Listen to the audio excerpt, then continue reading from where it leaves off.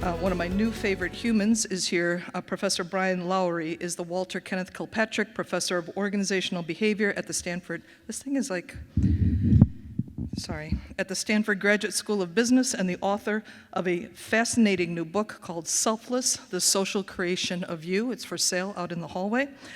A social psychologist by training, Professor Lowery studies how individuals perceive inequality and the steps they take, if any, to reduce it. Professor Lowery created an initiative for MBA students called Leadership for Society to support the development of leaders for a diverse society.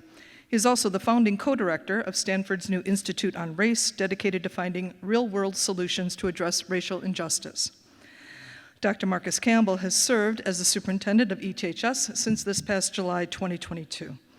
He was, though it's not certainly his first year here, as we know, it's 23 years, I believe, here at ETHS. He was previously the assistant superintendent principal here, responsible for providing leadership in the development of district strategy and organizational change, including effective instruction practices, impactful diversity and equity initiatives, and responsive programs and services. He has served as a FAN board member since 2015, and we are grateful for his friendship and his leadership. And now a warm welcome to Professor Brian Lowery and Dr. Marcus Campbell. Good evening, everyone.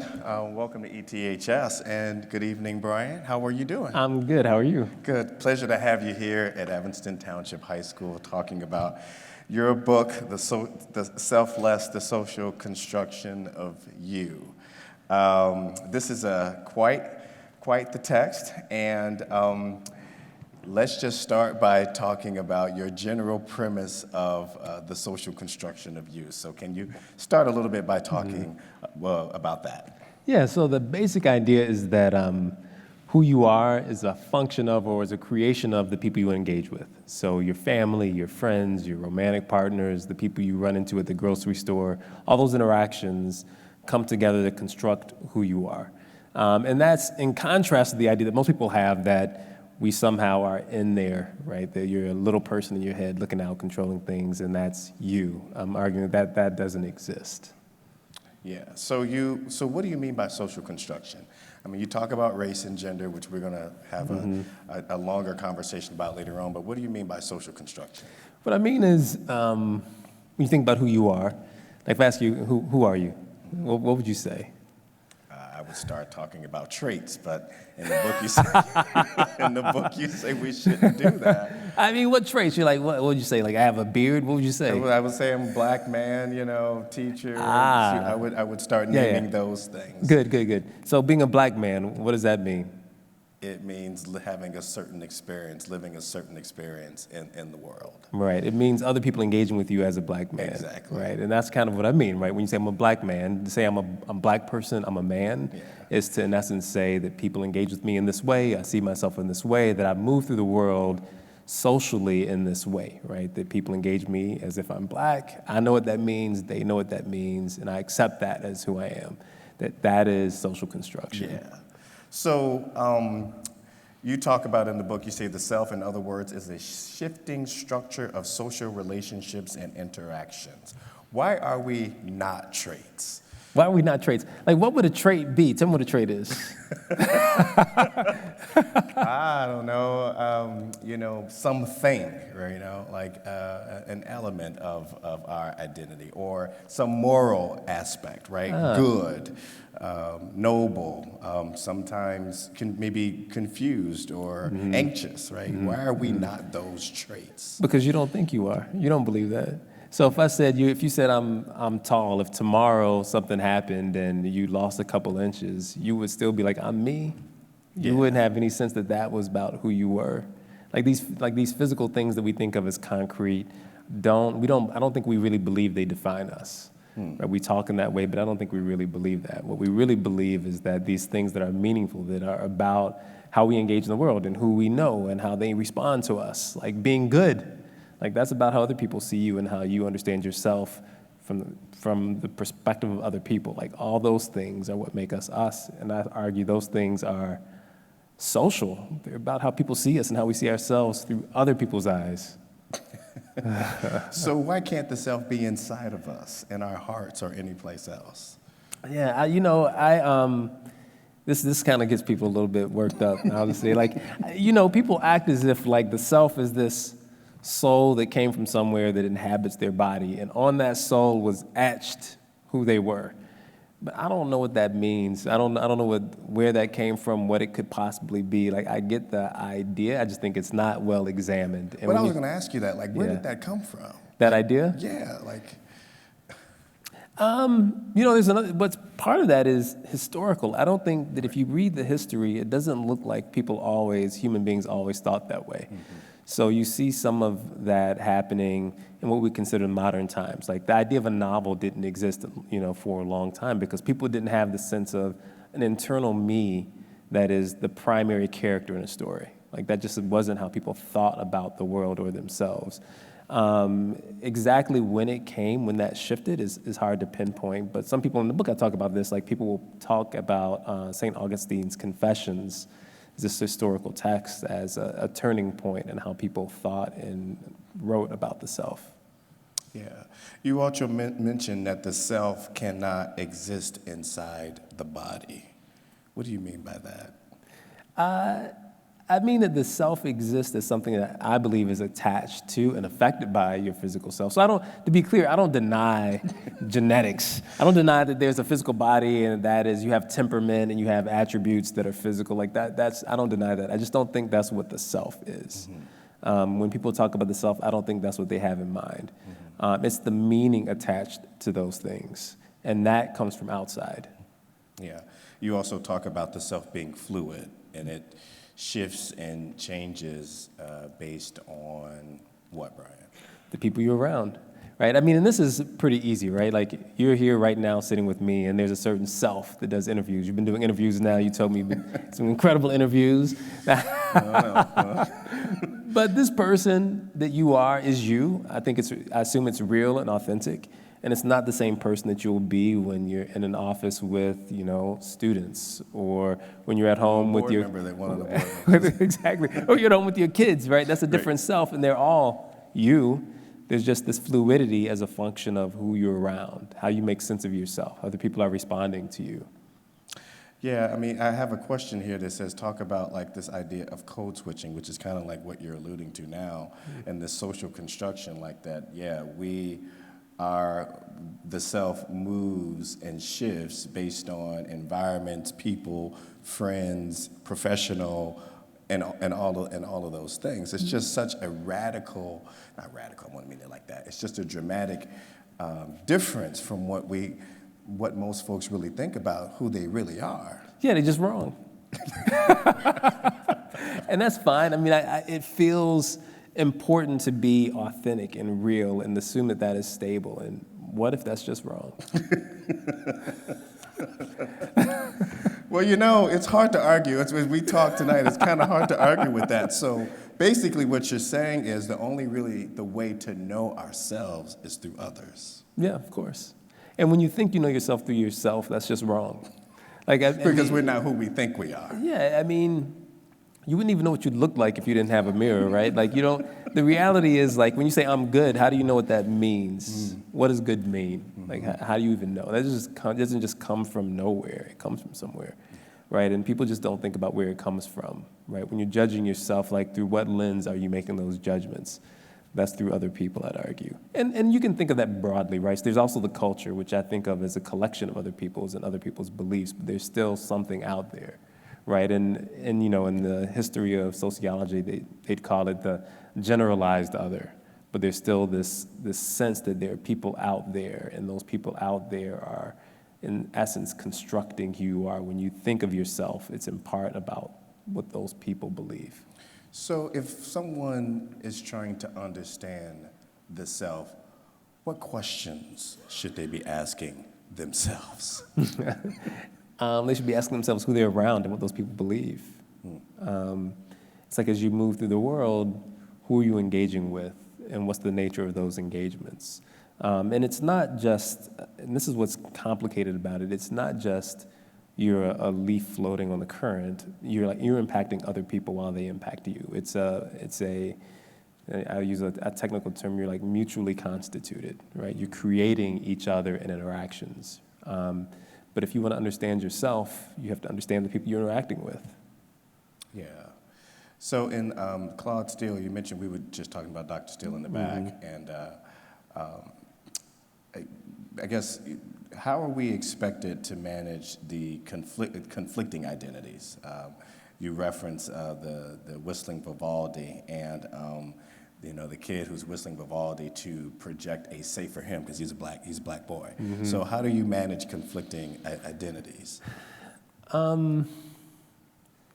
don't know if I have an answer for how you manage them. But I would say is the communities you're a part of will affect how you behave. And in the whistling Vivaldi example is a part of that. So let's assume you're a young black boy and you live in a community that embraces you and it doesn't judge you negatively because you happen to be black, you're black community, black family. But you also have a sense that you've learned that in other places this same identity will be viewed through the lens of danger, right? And so the conflict isn't a conflict in you, it's a conflict between the communities you exist in. And that's another way of saying, like, you are different people in these communities. And in essence, I think what's happening is you're trying to embody one community while you're moving through another one. And that is tough. But wouldn't people call that, like, oh, you're just being fake, or you're just being this or that? I mean, that's what the kids would call it, I guess. You know? Yeah, I mean, I get it. But look, the reality is the idea that you aren't influenced by the people you're around is just nonsense. I mean, I just think it's hard to prevent that from happening. Like, that's not to say that you can't be rooted in one community or more connected to one community than another. And so when you enter, if I live in this black community, in this black family, when I move through this white space temporarily, I'm gonna have a stronger connection to more of myself is gonna be connected to that black community. Does that mean I'm gonna behave exactly the same way I would in that community in this new space? Probably not, but there will be degrees, right? And I think that people are judging those degrees, right? The more you seem to be shifting towards this other community, the more fake you are. But I think that's a weird way to think about it. Yeah. So you say that the self is what others reflect back to us. And without relationships, you cannot be yourself. So go ahead, you're about to say something. Yeah, I'm just saying, like, you cannot be a self by yourself. Some people think they are the most themselves when they're by themselves. Yeah, they're just confused. So the question is not then, who am I? The question is, who are we? Exactly. Like when you think of the self, when you say I we talked about this earlier, whenever you say I, you should probably be thinking we. Like when you think about this stage right now, we're talking. You have you read the book, you have these ideas about the book, but when you came on the stage, it wasn't just you, it was your family, your fraternity brothers, all these other people came with you onto the stage, right? They're part of how you think about the world, they're part about how you engage with the book, right? And same with me, right? I have all my family, my friends, my colleagues, all that comes onto the stage with me. So when we engage, we're not just us, these singular individuals, we're these collection of people we bring with us. There's this great line, and it made me laugh because it's like you really just put it out there. You say it might be that feeling of yourself as a singular, continuous, and coherent being that you know and understand is a useful fiction. It is useful. I feel that way too. Look, I will say that when I write and when I wrote the book, when I talk about it, it seems strange to me too. It's not the way I write is not the way I feel. Like I feel like I'm in here looking out, making decisions. Like I assume like everyone else does. Like most healthy human beings have this experience of being inside their head, about a few inches behind their eyes, looking out, controlling their body. I feel the same way. I just don't think that's true. And if you examine it, that can't quite be right. There's clearly no little person in there. And so you have to start asking like, what's happening then, right? What's going on? What is that? And my answer to that is it's the collections of relationships we have, the other people we engage with. Yeah. So you also talk in the book that objectivity doesn't exist. Why is this a necessary conversation in the structure and the discussion, the conversation of the self? When we think about the self, I talk about, I assume you'll ask me questions about this, race and gender, which really gets people worked up these days. It gets people worked up. When you think about the self, it's not just the self, it's the society we live in. Like the way we think about the self affects how we engage with society, and it affects the societies that we construct. So this idea of not objectivity, I think, shifts how we understand what we should expect of each other and how we should engage other people. This idea of like clear right and wrong, this idea of clear boundaries between races and genders, I think is creating frictions that are making society less effective than it could be. I mean, and I think you see that clearly right now. There's all kinds of tensions in society that I think are in part about this concept of like my individual self and the freedoms that I should have and the separation that I should have from other people. My ability to decide independent of other people who and what I am. That I think that's in many ways at the root of a lot of things that we see are troubling in society currently. Yeah. I mean, you write a couple of things that's kind of reflecting back on that, and that's the truth of our interactions with others is constantly shaping ourselves, in the same sense imposing limits on what we are and what we can be. Mm-hmm. Yeah, which we're going to talk about freedom in a minute. And the communities we're born into shape the environments that shape and sustain us, right? Mm-hmm. So you have a comprehensive conversation about race and gender in the book. And discuss why this is true for race and for gender. Which part? Us having a sense of objectivity and us being who we believe ourselves to be, but also being shaped by others and what their expectations of us should be. Yeah, we can talk about gender, that one. I mean, I'll start with race. Start with race, because I want to talk about race. So I assume the Rachel Dolezal thing, I don't know how that hit for you. No, it hit. It made sense. Okay. So talk a little bit about Rachel Dolezal. Okay. And it shook me, but I'm like, he's completely right about this. Yeah. So the Rachel Dolezal situation, I don't know if people remember, but Rachel Dolezal was a woman who, at the time when she became infamous, I guess, she was, I believe she was the head of the NAACP in Spokane. And it came out that she was white, right? And so she was born a little white girl, and then became this black woman. Black woman, yes. Like everyone perceived her as a black woman. She was the head of NAACP. She worked with the NAACP for a while in Spokane. She had a black husband, had a black child. No, that part everyone agrees on. But then people were upset. People were mad. They were hot because they felt like she lied to them. And it was all over the news for a while. How could this woman, blah, blah, blah, pretend to be black? And then she even had a Netflix special. People were still hot at her later. Like, her son was like, don't take me to the barbershop. He was like, we don't want you here. People were hot. And people wrote about it. It was on talk shows. And it was like, she was never black, right? That's what they said. That's what they said. She says, I was black because I always thought of myself as black. That was her claim. And my position in the book is that she was born a white woman, or a white girl, white child. She became a black woman. She was a black woman, and then she became a not black woman that wanted to be black. Yeah. Like that is how I see it. Yeah, so the perception of others around her was that she was black. 100%. And she engaged a version of blackness. Yes. For herself, for those that reflect that was reflecting back to her, Yep. that treated her as a black woman. Yep. For all intents, she was black. She was black. Until she wasn't. Until she wasn't, exactly. And then she just was not black And anymore. I gotta say, that rocked my work. I'm like, oh, she was white, lady. I was like, no, but the argument is true. I mean, if people engage us as who they think we are, then that's a part of who we are. Yeah, and we, as black folks, so we can talk about it. You black, right? Yeah, I think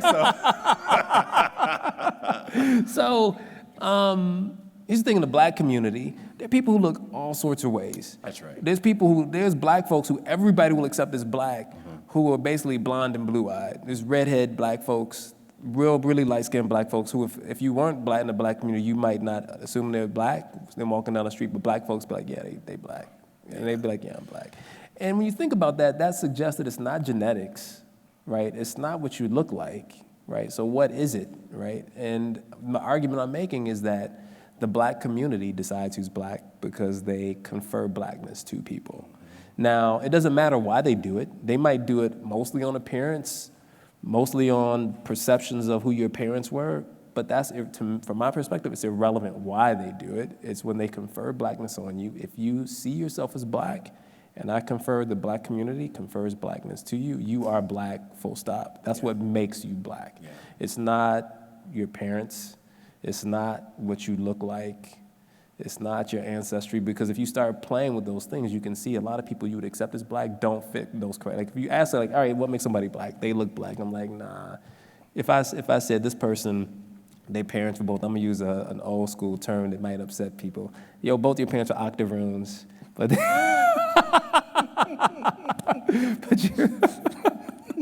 but both your parents were very, very fair. Yeah. Right, and like a small percentage of black, right? This is an old school term. It's like people would be like, yeah, they're black. Nobody would dispute that.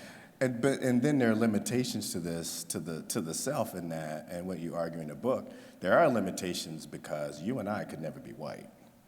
Yes, but the reason we can't be white is not because, here's the thing about that. That's only because of the social nature of whiteness. It's not because we, in theory, couldn't be white. Yeah, we could be white, except that white people just won't accept us as white. Right. It's not that that's an important but subtle difference. It's not that we can't be white. It's just that we will not be accepted as white. That's the difference. And so what are the limitations? Yeah, so like there are people, like for example, there are people who are black that are accepted as white. There are people who've passed. I mean, that happens in a lot of black families back in the day. People passed. Everyone in their family knew they were black, thought of them as black. They thought of themselves as black, but their appearance allowed them to enter spaces and for white people to see them as white. And they became white. So the idea that it can't go both ways is wrong. The reality is just that the way race is constructed in this country, because we have this one drop rule, if people see, your appearance appears black, is really hard to become white. And as I was sharing with you beforehand, I had an example that was sort of kind of a funny one. Is David Chappelle's The Black Klansman. I think we figured out his name was Bigsby, yeah. He's a black man who's blind, but navigates in the world as a white man, and he's socially accepted as white. Yeah, he's a Klansman. He's a Klansman. Yeah. And I'm like, well, that's true. It sort of improves your argument in the book. I mean, both you and Dave Chappelle are pretty brilliant. If you don't know that, just kind of that's good. Go to YouTube or something like that. But I mean, it doesn't. And Dave Chappelle he's always on this, right? Because he also had the racial draft. I'm surprised you didn't bring that up, right? He's like, who's going to take Tiger Woods? He did. Who's going to get Rosie Perez? Like, so that's the same kind of thing, right? Like, your community gets to decide who's in and who's out. Yeah, the community decides who's in and who's out. If you see yourself as a part of that community, you got to be accepted by that community. Yeah. So you also say that gender lives in our relationships and not in our bodies. Same thing. By that? Yeah. So here, this is a distinction that people have made for a long time. You have to distinguish between physicality, right? So I don't deny the existence of a physical body and there are physical differences between people. But what I'm arguing is that gender is not a physical thing. Sex is a physical thing. Even that is complicated because the reality is, like, it turns out that there is a continuum. The vast majority of people end up on one of these things in a clean way, a dichotomy, but there's actually, even genetically, there's a continuum or differences besides just the binary, male and female. But gender is not that. And the examples I talk about in the book is you have people who will say, like, I want to be treated as a real man, or you think about what it means to be a real woman. It's like that word real tells you something. It tells you, like, what it means to be a man or woman is to engage with the world and have the world engage you as a man or woman. It's not to be physically male or female. And if you accept that, then it's a social construction. Then it's possible for people to look any kind of way and be any gender. It's a possibility. In the same way, it's possible to look any kind of way and to be any race. Same thing. Yeah. You say in the book that, but sometimes other people don't see us as the way we see ourselves. and the possibilities of a mismatch between people's sense of their identity and how others view them points to what's at stake in defining social groups. Yeah. So, like right now, and certainly in the United States, there's a lot of debate about the content of gender identities, right? What does it mean to be a woman? Who gets to be a woman? Who gets to be a man? And that is a debate in the community. The community is, and it's one way to see that, the community is actually having a debate openly about what's the content of these identities? Who gets to inhabit them? Who do we accept as a community as a man? Who do we accept as a community as a woman? And that to me is a part of what I'm talking about, right? Like you see people struggling with the construction of these identities at a community level. And by mismatch, what I really mean is I'll go back to the race example. If you are living in a community that embraces blackness as a positive experience, right, and then you move into a world in which that is not seen in the same way, there's going to be a tension, and that tension exists between the communities. Gender could be the same way. You could live in a world where, let's say, I don't care what you look like, you're 6 feet tall, beard, muscular, but in your community, you see yourself as a woman, and your community accepts you as a woman, like you're a woman in that community. But you could move to another community that just does not accept you as such, right? And now there's this conflict between the communities again, and that can be painful. That's particularly painful. And what I think you're seeing right now about gender is a debate about how flexible those boundaries should be, how flexible the definition of woman or man should be within the wider, let's call it, national community. So is this what you mean by saying that our freedom is limited? I mean, yes, and more than that. Okay. I mean, you don't want freedom. You really don't want that. You think you do, but you don't want that at all. You mentioned that quite a bit in the book. Share, talk about it for a little bit. There's this long philosophical debate about what freedom is, and I try not to get into it too much because it's just complicated and technical in ways that I'm not a professional philosopher, so I just try to avoid that. But what I think people mean by freedom is like... But if we perceive you as a philosopher... Some people might, I don't know. But I reject that. Okay. I think what most people mean by freedom is like, I can do, say, be what I want to be without people preventing me from doing it. That's kind of what they mean. And I'm saying like that probably does not exist.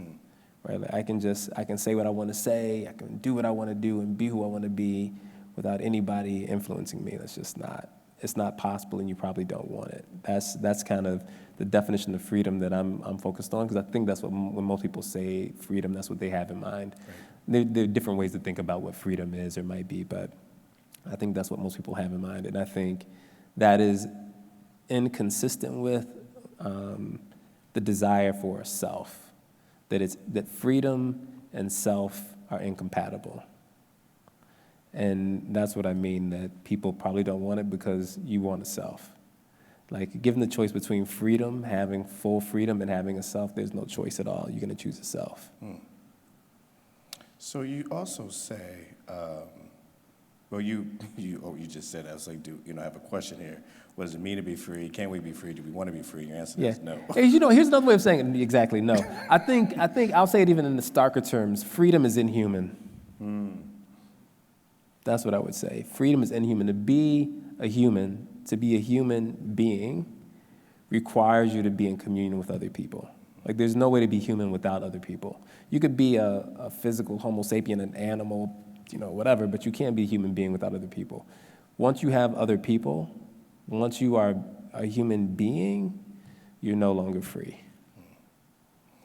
So what you write in the book is that what we should be clear now is that lone individuals can't define social identities as they see fit, which also means we cannot simply define ourselves alone. This is where I feel like there's something in the book for everybody to hate. I mean, I love this. This is what I love. It's also something everybody loves too. I bring these things up because I want to sort of set up like what you're really discussing, what these traditional, thinking around this is, and what you're suggesting in the book, which I think is very compelling. Yeah. So this is the part. So that idea that you can't just be what you want on your own. Like you can say, Like, I right now could say I'm a woman. And there's nothing that prevents me from saying that. In fact, there's nothing that prevents that from being true, except that someone else would have to accept it. Right? That's the part that that's why you can't do it by yourself. Like, I can say I'm a woman, but I don't become a woman until other people engage me as such. And for that reason, I can't be a woman by myself. I can't be a man by myself. And in fact, we're constantly making bids to be a thing, right? Like, you present yourself as a man or woman in part because you want people to engage you as such, right? Yeah. And so this idea that you can just choose, I just decided I'm this thing and now I am that thing, is just not how, I don't think it works that way. You mentioned Prince in the book. You know, Prince became something that I didn't know, you know? And I think about how we referred to Prince, and that was the artist formerly known as Prince, because we didn't really know how to engage. He knew, right? But, you know. Yeah, you know, here's the thing, like, Prince, this is like, I'm going to reveal something about myself. He's kind of godlike, which is also inhuman. He is godlike. Yeah. You see that scene when he threw the guitar up and didn't come down? Yeah. Yes, that's what I'm talking about. Yeah. But what do you make of that? Like, because some folks, I guess, accepted that and engaged him and for what we thought that was, and, you know. I think, you know, was that an exception? Yeah. No, I mean, I think in some ways he had more freedom, but his self might have been smaller because the communities that he engaged in might have been smaller, right? Okay. So he's certainly, I mean, that's how we knew him. Like, I never knew the man, right? I knew him through the persona that he presented to the world. But I'm sure there were people who knew him, that he engaged with, who understood some version of what he was, and that defined him. Yeah. So I don't think he's an exception. I just think that there are times when it's hard to, when your community might be small. Fame is a funny thing. My sister and I were talking about it when we came over. Like, I think fame might make it tougher to be a fully formed human being because it might shut you off from many of the communities that you could engage with. Like, you are now just projecting something but not engaging in a bi-directional way with communities. So it could be that fame has this corrosive effect on the self for that reason. Yeah. So I'm going to move us to the political discourse and the polarization where we are today as a country. And so how do the current political climate in the country and social media algorithms play into the social construction of the self that reflect who we are? Yeah. So I talk about this in the book, but I also have a paper that goes into this in a little bit more detail, that I think social media has obviously many, many effects, but one of the things that I talk about is how it might undermine the evolution of self. So I talked about the self as being fluid, so the self is shifting and changing, and for that to happen, in part, you need forgetting, right? I don't know about you all, but like, I don't want to really remember my middle school self as who I am now. Maybe you do. Maybe middle school was dope, you loved it, and you just can't wait to... But, you know, it's, the forgetting is important, and I think social media, digital media has made it harder to forget. I mean, if you grow up in, I don't know, the last 10, 15, 20 years, like, there's probably, you know, an innumerable number of pictures of you out there, who you were, videos, just all this, these captured memories that might make it difficult for you to let go of who you were, for other people to let go of who you were. Also, algorithms are now telling us what we should like, right? So algorithms take your past history, find people who are like you, and then present you with what you're gonna like that you don't know yet. And in a way, that's nice. Like, I get it, I like it. It's nice to like be like, oh, that song is nice. I've never heard that song, I'm really feeling that. But it also means there's not serendipity. It means that, like, it's difficult to, like, break out of what you have been to become something new, right? So it's like the difference between an algorithm giving you the songs, the music you like, and going into a record store and flipping through analog media and running into something that you never would have known or saw, that nobody would think you would like, but you actually love it, right? who knew, right? You liked Woody Guthrie, like that was, you know what I'm saying? Like, or whatever it is, like you find something that's like, it's not at all what you've ever heard before, but it speaks to you. It's much harder to do that. And this is not just music and books, it's also like partners, right? So you have dating apps that are telling people, here's the kind of person you should be hanging out with, or here's the person that you might like. And that, when you think about that, it's strange that we have given up the messiness of serendipity for like the predictability and efficiency of some algorithm telling us what and who we like. So what is the consequence of all of that, long term? I think you already see it a little bit. It's a narrowness, right? The communities, the boundaries become tighter, the diversity or the moving across boundaries becomes less. And I think it probably increases the kind of polarization that we see now. Yeah. You say that all politics is identity politics. I love that. Tell us why. I don't, all identities are social, and politics are about managing like social differences in power.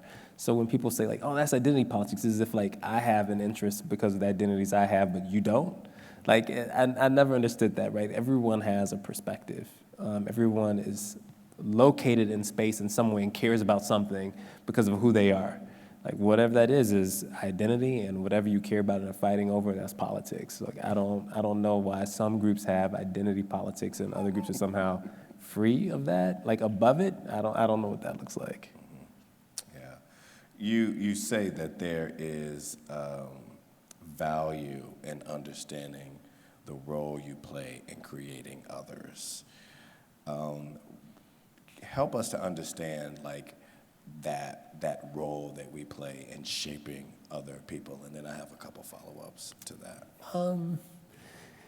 Yeah, this seems like it's something that everyone should get already, but I don't know why people don't, and I should know because I forget myself all the time.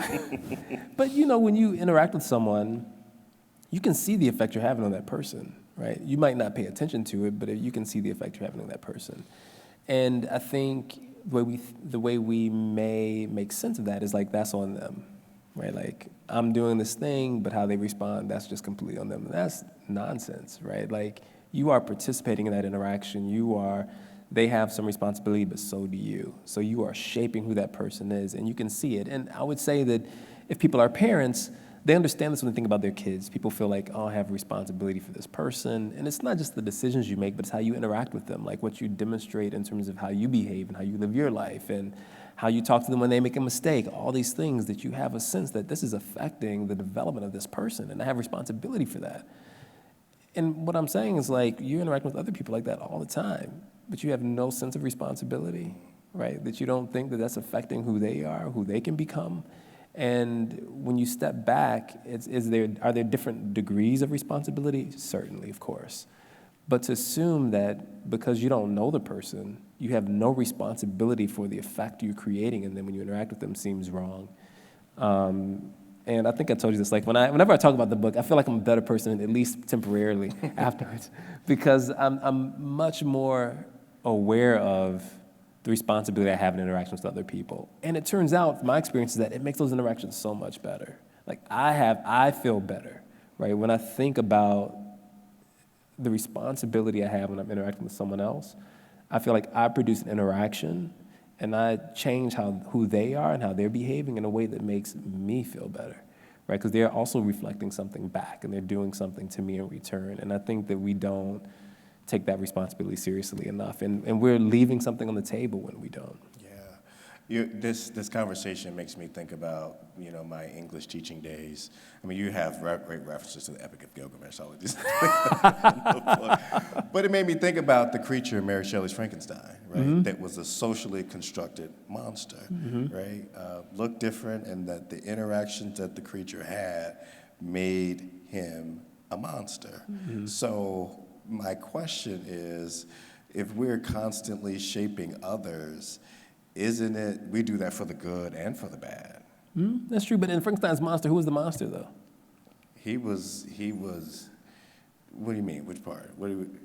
Who was the monster in Frankenstein's monster? Was it the people or was it the Oh, it creation? was definitely the people. Yeah, It was definitely the people. So like that's kind of the point, right? Exactly, It's like it's not. That is, they Exactly. were and projecting onto this being, but in fact they were the monsters themselves. Exactly. And that's what, and I think people don't see that. They don't understand that, like, how they're behaving is actually going to affect who they are, right? It's like you think you're just pushing out and you don't recognize that there's this bidirectional, right? You have responsibility for that person, but that person, what you're creating in them is going to affect who you are. How do you layer that in this conversation of what we're seeing with all of these mass casualty events and these situations? Like, that's a reflection of us. Oh, I mean, I think that goes without saying, yeah. I mean, I think it's the fear we have. Like, what's amazing about, one of the things I find amazing about the mass casualty events, often what you see is like a spike in gun sales afterwards, right? And like, when you think about that, it seems it's so perverse, right? And we somehow can't get our minds around how we're producing those events. Yeah, that's a hard truth. Yeah. Is there anything else you would like to say about the book, about identity, about the self? Because I think we've got time for a couple questions. Anything like, You know, one of the things that I've been thinking a lot about is meaning in life. I don't know, maybe it's like, I want to say I'm middle-aged, but maybe I'm past that, I don't know. And one of the things I think is that, because the book is not really, there's not self-helpy at all. Like, it doesn't tell you what you should do or how you should live. It doesn't try to say, here's the right way to do things and here's the wrong way. It's like, here are questions, here's a way you can see the world. You know, you should decide what you want to do with that, but it's worth considering. But one of the things that I think it's very self-relevant is that most of us want to have the experience of our life as meaningful. And the self, I think, is core to that. Like, so in psychology and the research on the meaning in life, there are like 3 components of meaning. There's coherence, right? You have to have a sense the world makes sense, that you make sense in the world, that you can navigate it in this way that is sensible. So coherence. There's purpose, like you have to wake up and have something to do, some goals or whatever, and there's significance. And the way of thinking about that is mattering beyond the present moment, right? That you matter in some way that's more than just right now. And of those 3, the self, I think, is core to 2 of them. The self is core to coherence. I think the self, in large part, is coherence, right? Like, you have a perspective on the world. You exist in the world in a certain way. You have these identities that tell you how to engage with others and help you understand how other people are engaging with you. Like, it's a lens through which you make sense of the world, in which a way in which the world makes sense to you. That's what the self gives you, in part, is coherence. The other one that I think is interesting we haven't touched on is significance or mattering. The self can function kind of like a time machine, which I find interesting, in that when you're born and you have this self that's about your relationships, you actually come into the world, into a story that's already being told. Like, sometimes when you're a kid, you're like narcissistic. That's the nature of being young. But as you get older, you can kind of see that the story didn't start when you came. The story was already going on. You just showed up, right? It wasn't like it started when you got there. It was already going on.